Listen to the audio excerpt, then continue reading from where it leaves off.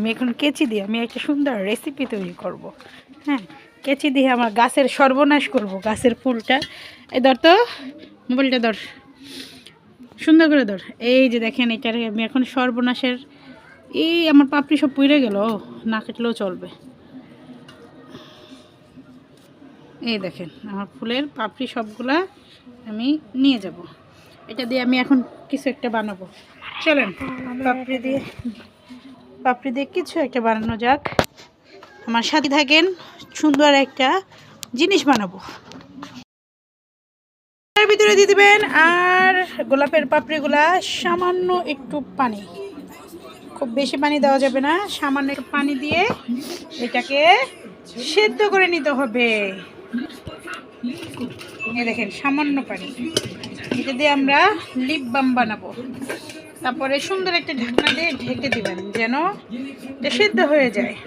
সেদ্ধ হওয়ার পরে চলে আসছি আমি। ওকে, হচ্ছে আমাদের গোলাপের পাপড়িগুলো। ওয়াও, গোলাপের পাপড়ি কিন্তু এখন সত্যি সত্যি গোলাপি হয়ে গেছে।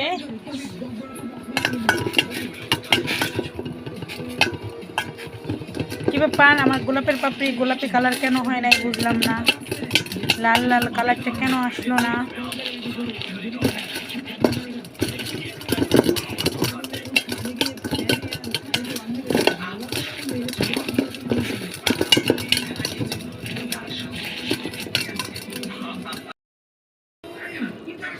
দেখেন আমার গোলাপের পাপড়িগুলা যেমন হয়ে গেছে।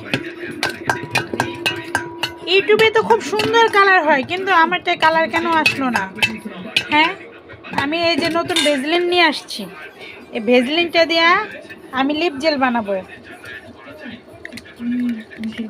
এই দেখেন, তবে আমারটা কালার কেন আসলো না গোলাপের? আমার গোলাপের পাপড়িগুলো আরও নষ্ট হলো। দেখেন তো কেমন হয়ে গেল। আর এই দেখেন কালার কেমন হয়েছে, কালো কালো। যে দেখেন আমি কেমনি কি করব,